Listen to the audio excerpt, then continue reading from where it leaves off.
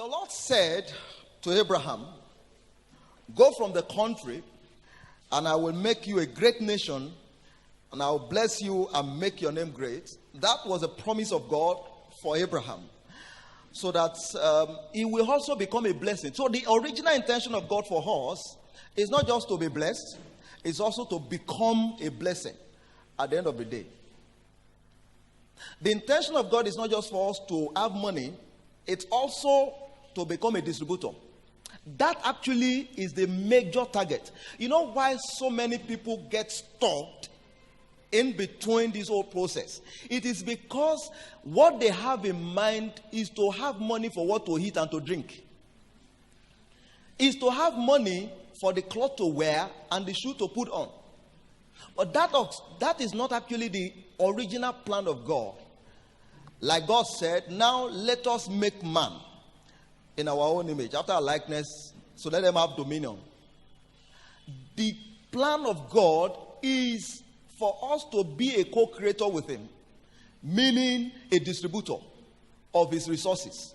And so when we have that at the back of our mind, it is then at that point we can have it settled that as a distributor, it is not possible for you not to have anything to yourself. For me to distribute, it means I already have some things to myself. P&G is here in Ibadan.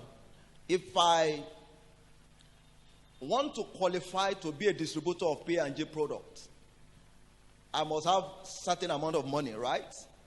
And then they are going to release to me some things, some of the products. From some of those products, I have the right to decide to use some of them for myself. Meaning, as a distributor of P&G products, it is not possible for me to lack any of those materials or products in my house. It is not possible. So, if we see ourselves in that light as a co-distributor of God's resources, then it's a settled case for us. Now, Abraham was rich in livestock, in silver, and in gold. God's main mandate for man is to live in abundance. That's the mandate of God. And surplus, to be blessed and be a blessing. One of the key prayer points we pray in our family, and God gave me that understanding revelation to shift from God asking God for God, bless us. We need your blessing. We receive your blessings. And then we shifted to the point where we began to pray to God, God, make us a blessing. Make us a blessing. And the moment we move to that point, then we discover the blessings of God began to flow in our direction. And so it becomes necessary for us to think in that. So I wish you above all things, 3 John chapter 1 verse 2, that you may prosper and be in health, even as your soul prospereth. Deuteronomy chapter 8 verse 18 says, thou shalt remember the Lord your God, for it is he that gives you power. I'm saying all these things for us to have the background understanding of the fact that God's intention for us is to be blessed and to be a blessing. I give you power to get wealth. It is not safe to complain or grumble or murmur when things are not right. It is not safe. It is important for us to understand that when things are not running well, it is not, the next thing is not to begin to grumble, but to deliberately move to walk out of the bad situation. When we have financial challenges, it's not the time to begin to complain. It's an indication that something is wrong and we need to begin to do something about it. So I'm going to quickly run through. I will expect that we do it more of interactions than just to talk and talk. At some points, I'm going to ask us to, probably if we have the time, to do some exercises and run through some procedures and processes and then we'll be able to look at how we can adjust ourselves at the end of the day.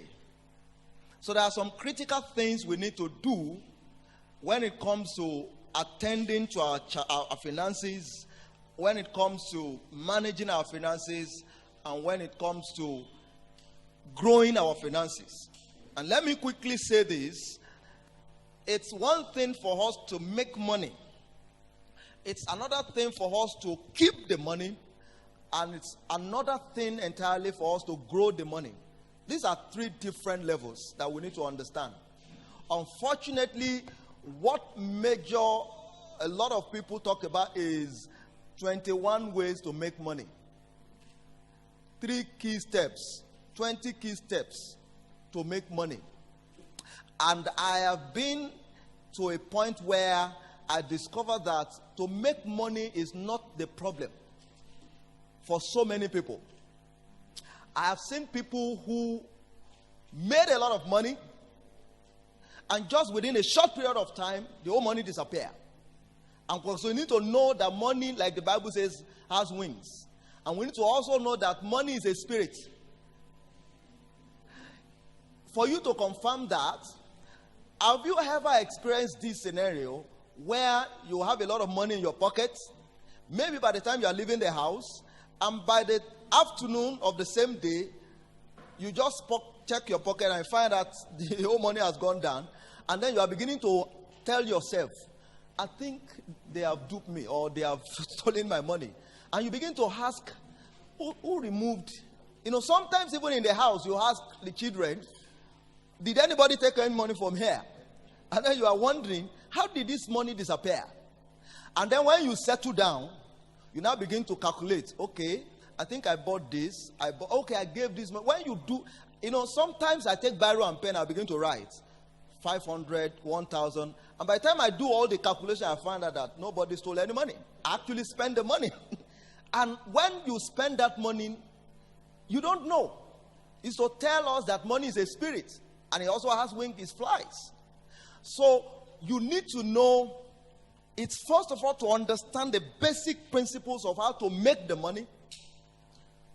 Doing business, rendering services, selling a product, or you are working as an employee somewhere, either as a government worker or in a private company.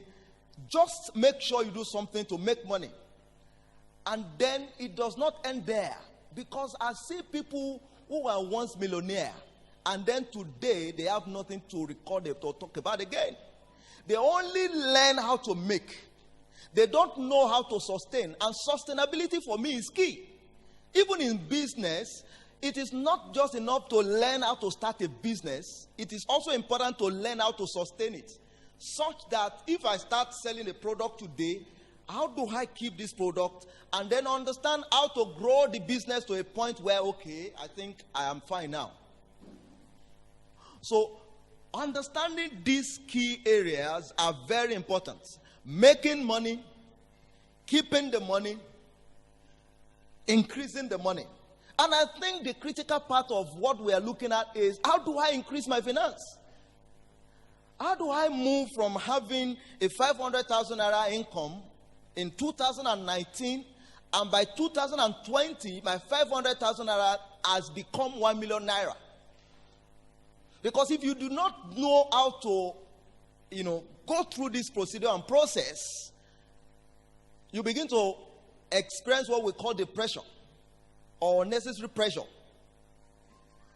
Because the reality is, what you buy for 2,000 naira this year, your 2,000 naira may not be able to afford you that same thing in the next 2 years. So if you think my 2,000 naira is fine, okay, I just keep it, and then next 2 years I'll go and buy what I want to buy. By the time you get to the market, you find that what you are supposed to buy for 2,000 has become 3,000 naira.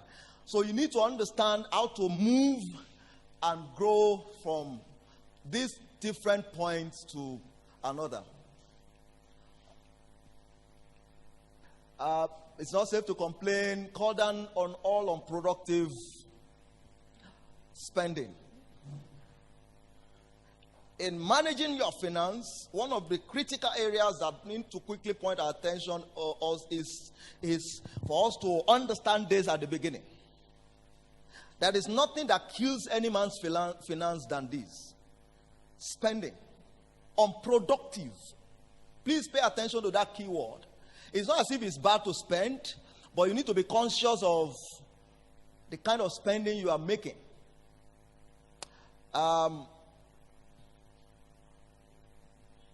It was last week Tuesday, my dad went to be with the Lord, and then I left home.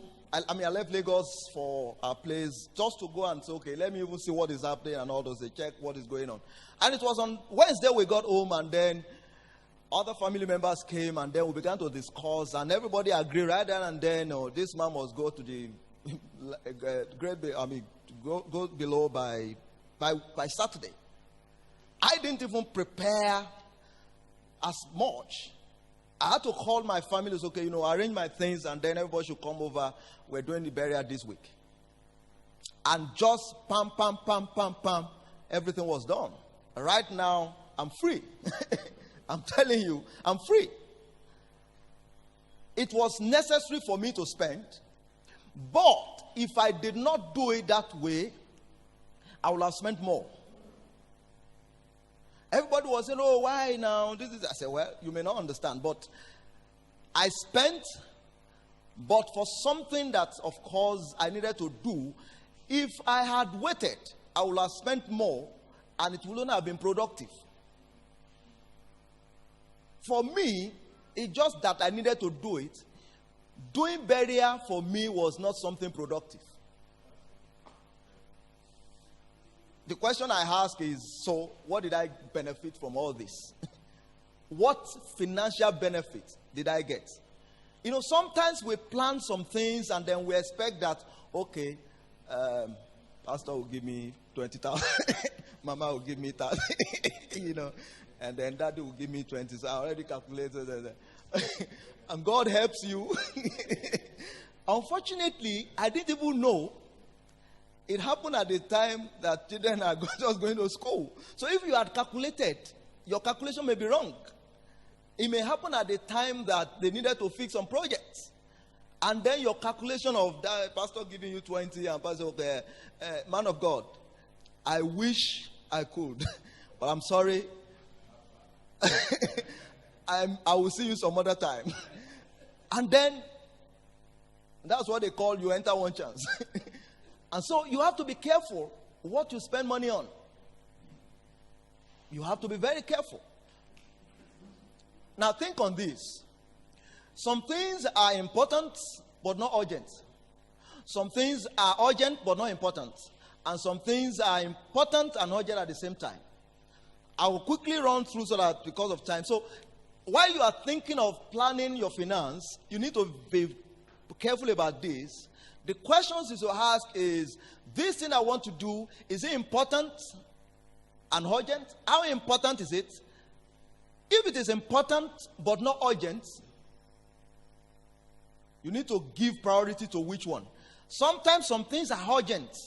You need to do them right now.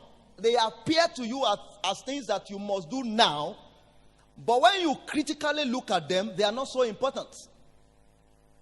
Sometimes I may need to make some calls that are urgent, but in looking at it critically, they are not so important. But there are certain things that are important and at the same time, they require urgency. For some of us who pay school fees, and then you have, or some of us who are in school, you have your exam to write in the next 1 week, especially your final exam. Is it so important to write your exam? Yes. How urgent is it? Very urgent. Because if you miss that exam, automatically that's an extra year. So in a situation like that, you examine, okay, I have money, right? But this money, what should it go for? So you consider which one is important. And because some things can be deferred. some things can be postponed. Like the burial, it's not a do or die affair. I can decide there is nobody that will arrest me. No police will come and pick me up to say, okay, you are not doing your father's burial. It's not a do or die affair. I can decide I'm not doing anything on the next 10 years when I think I'm bigger. Nobody will arrest me for it. So it wasn't something that I should have to do compulsorily. But for some of those cases, payment of school fees, writing exams, some of those things have to be considered. And then it's very, very important. Very, very important. And do not borrow money to buy things that will not appreciate in value with time. In thinking of, what I need to do, decision at most times, sometimes what kills our finance in most cases is the decision we make about it. You can have a credit balance of 1.5 million naira today, and then the next 7 days, that 1.5 million naira can disappear. Just by a single decision. A single, simple decision. And because what happens in most cases is that a lot of people come with so many ideas, fantastic ideas, opportunities. A lot of people run to me and say, okay, yeah, sir, this thing is nice. There are some things that are not realistic. We need to be very careful about this. What have killed so many people is nothing but what we call carelessness and greed. Too greedy and too careless. I said, you don't even have enough. And the little you have, somebody is promising you what is not realistic. Because I don't know the kind of business you want to do with 4,000 naira, and in 6 months, we'll give you 120,000 without lifting your hands. I mean, that's wickedness for me. I say that's laziness, selfishness, greed, carelessness, and wickedness. Because the one you want to reap where you have not sown. And that's the case of the story in the book of Luke. It does not make any sense. And so, the key word here is don't buy or borrow money to buy things that will not appreciate for time. I may not have the time to talk about the dynamism of borrowing. While it is bad, it is also good. You can borrow money to take advantage of good opportunities. I mean, good opportunities at the end of the day that will help you to increase your finance. The reality is, banks have money to give to people who have viable ideas. It's not as if it's completely bad. But if you are not sure of what you are doing, if it will give you appreciable values at the end of the day, then it does not make any sense. I've had people talk about borrowing money, for example, to do burial. I mean, for God's sake, it does not make any sense. We did all we did, and at the end of the day, as I stand before you right now, people ate, people drank, and I am not owing anybody a kobo. What I had, I used, and then I forgot about it. To now think of, I want to go and invite somebody, call this, call that, all in the name of doing burial that will not have any value to me at the end of the day. Do not take loan to buy a car, because we're talking about something that will not, talking about our youth. One of the most terrible things that is happening right now is the fact that guys are doing things and people are beginning to run to the level of competing with one another. The Bible says comparing themselves with themselves, they are fools. We're beginning to get to the point where we now begin to compare ourselves to one another. Oh, my friend just finished school and Ed is driving a car. You don't even understand or know what the person is doing. And some of them now are into all kinds of shady deals. Yahoo, 419, all kinds. Shady deals. Now I understand that they have gone to the point of doing rituals. All in the name of. So, if you think because somebody is doing this and that, then you now begin to put yourself under pressure to say, okay, I want to go and borrow money. And the reason why we do some of these things is not because of anything, it's because we want to also shame the devil and show them that I've arrived. So there's no point borrowing money or take loan to buy a car. I've seen a lot of people who ran into trouble just because of all this. And it's very, very important. Do not take a loan to host a party. Like I've said, do not take a loan to host a party. Don't borrow money. For some of us who are singles here, don't borrow money because you want to have a big party, a big wedding. If you do the kind of business we do, work with events and event planners and all those things, if you get to some events, you will feel like God has forsaken you. I'm telling you. People spend a lot of money to host a less than 24 hours wedding in Lagos. I understand it's now in Ibadan too, because we come to Ibadan sometimes to handle some of those events. I'm talking about, sometimes I ask myself, why all this? Why do you have to spend so much? Of course, spend the money so that some of us can also make from it. Because it's in you spending the money that some of us make income, or for years, or for months. Because there will always be need for us to put it back and invest. So, for some of us who are doing business, the best thing to do is put it there. That's why I said 48 hours. The good thing is you must always have what we call financial plans. I have planned for the next 6 months. These are the things I'm going to do once money comes into my pocket. The next 1 year. So every time money comes in, and one of the most terrible things that can happen to any man is also for you not to plan for your money before it arrives. Well, it's one of the most terrible things. If you allow the money to come and you now start to plan, I can assure you your plan can never be accurate. Because you will be hearing all kinds of voices. That's when you'll be seeing all kinds of ideas. Oh, this one is fine.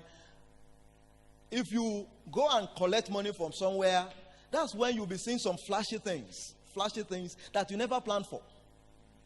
Because money will be telling you, no, money is a spirit. Money also speaks. It has mouth, it speaks. That's when money will be telling you, I am here now. I'm in your pocket, I'm in your account. Don't you think that cloth is nice? If you buy it, it will look nice on you. And then you begin to think, 500,000. Okay, if I buy for 20K, 480K is still there. And then, as you are going, and then something else. You see one person using one iPhone. I say, I can buy this. It won't affect me so much. And then before you know it, you come back and discover that the whole money is gone. So the best thing is to plan before the money arrives. So if you do that, and we're going to get there, we call it budgeting. If you do that, so you know definitely if I have 5 million naira in my account right now, what am I even talking about? If I have 100 million right now, entering my account, I don't need to start thinking of what I'm going to do with it. Because already, before that happens, I already have a plan. I know what I'm going to do the next 3 months, 4 months, 5 months. For anything that comes to my account. So I'm not thinking of what I'm going to do. I already have the plan on ground. So one of the things you need to do is to plan for the money before it comes. So that will guide your thoughts. And so once the money comes, what banks should do is allow you to preserve your money and then move it to the kind of investment that you already have planned for. Right? Then another thing you can do is, there are some investments organizations or houses that help you to manage your money, grow it, and give you some returns at the end of the month in the bank, then save more to invest more. This is very critical. Saving is critical. Saving is good. But do more savings, not just to keep your money there. Consider savings for investment purposes. These are two different areas. It's one thing to save, it's another to invest. Investment is much more profitable than just saving. Saving is just help you keep your money, okay. I get 10,000 naira every month, and I don't want to spend it anyhow. So I can save 10,000 naira because my target is 100,000 naira. So I can save 10,000 naira to achieve 100,000 naira. And once I achieve 100,000 naira, I move from savings to investment. Investing the 100,000 naira to something that will give me more profits at the end of the day. Then you must understand the dynamics of savings and investment. This is very, very, very critical. Now, let's quickly look at this. Genesis chapter 41. This is the standard from the Bible I could actually recommend. Genesis chapter 41, from verse 33 to 34. Is it possible? Can we quickly read it? Genesis chapter 41. I want us to go through it so that we have a better understanding of what the Bible is talking about.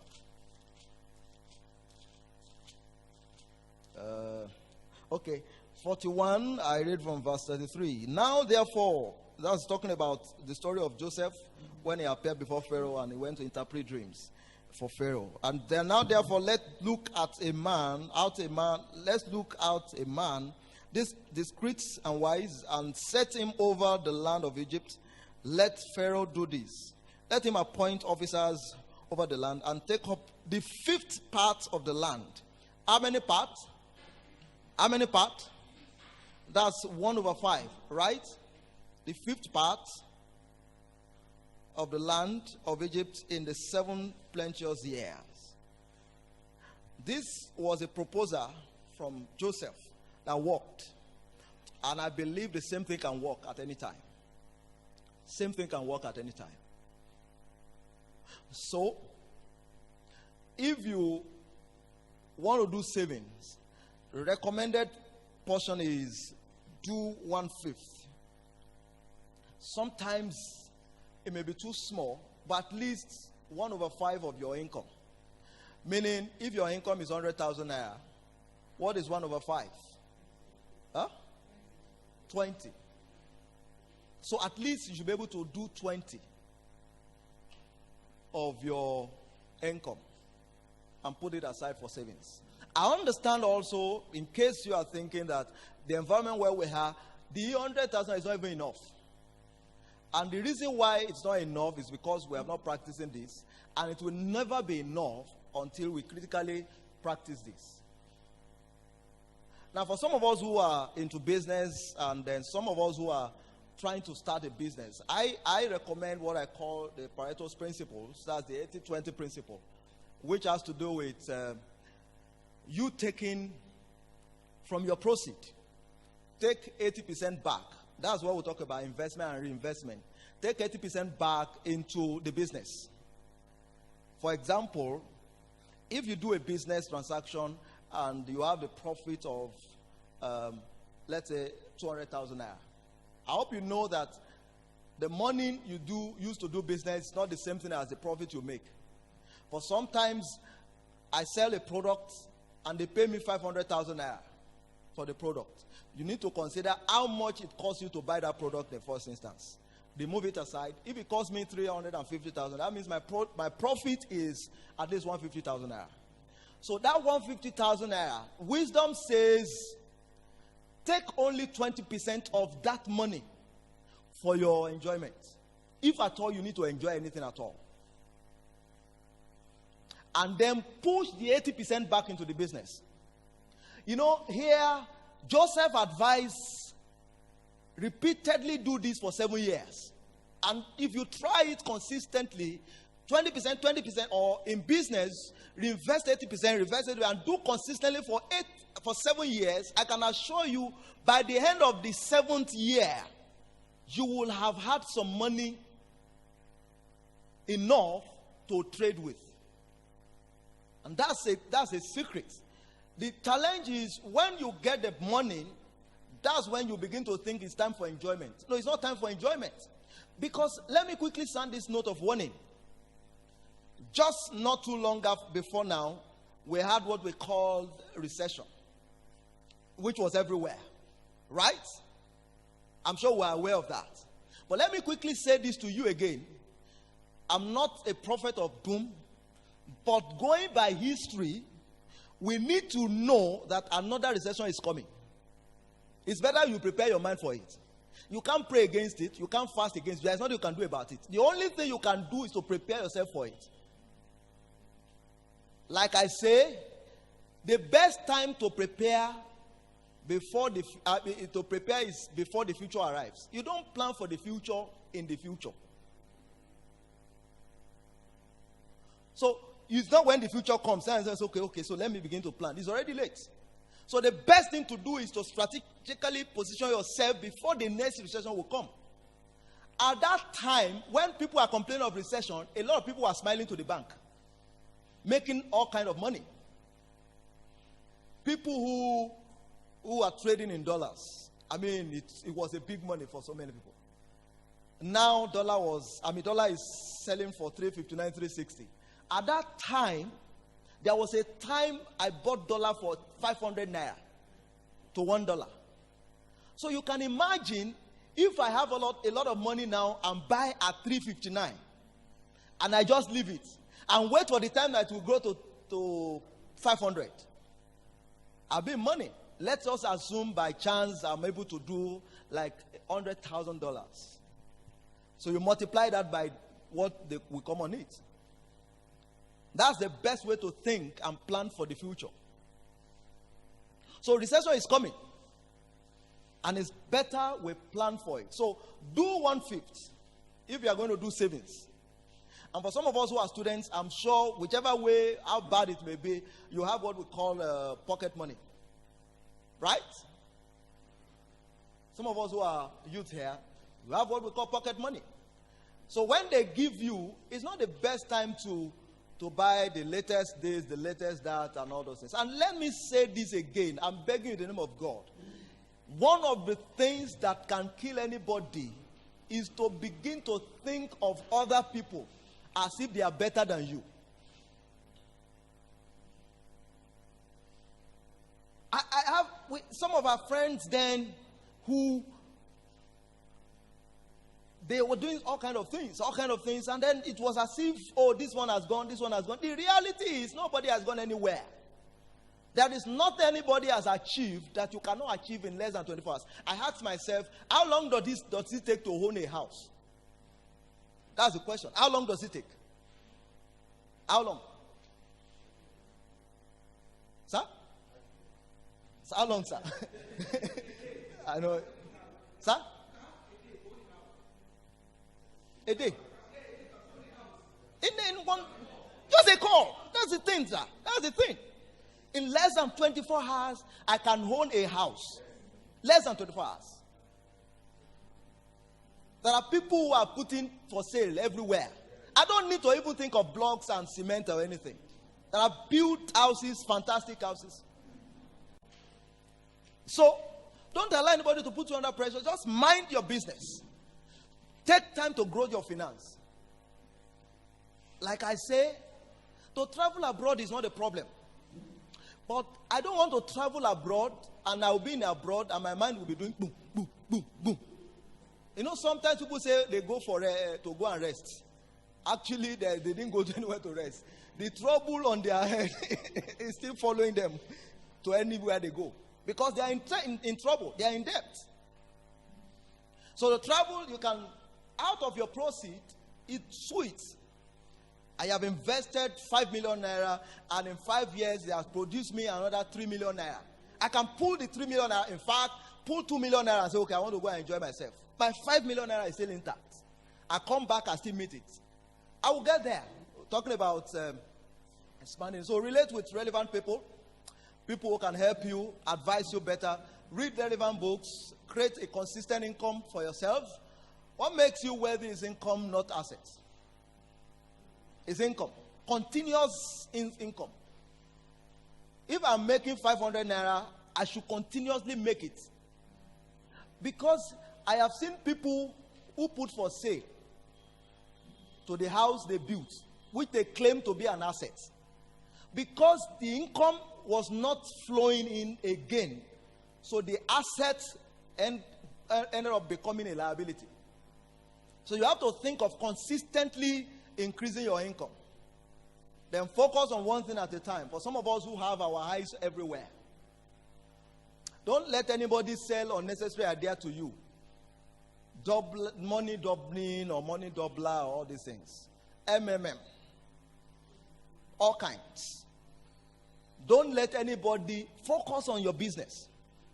Focus on your business. And that's very important. The Lord said to Abraham, go from the country, and I will make you a great nation, and I will bless you and make your name great. That was a promise of God for Abraham, so that he will also become a blessing. So the original intention of God for us is not just to be blessed, it's also to become a blessing at the end of the day.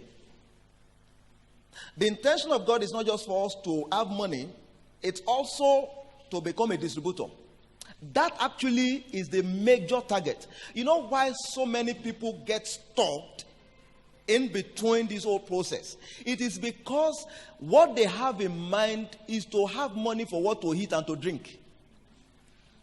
Is to have money for the cloth to wear and the shoe to put on.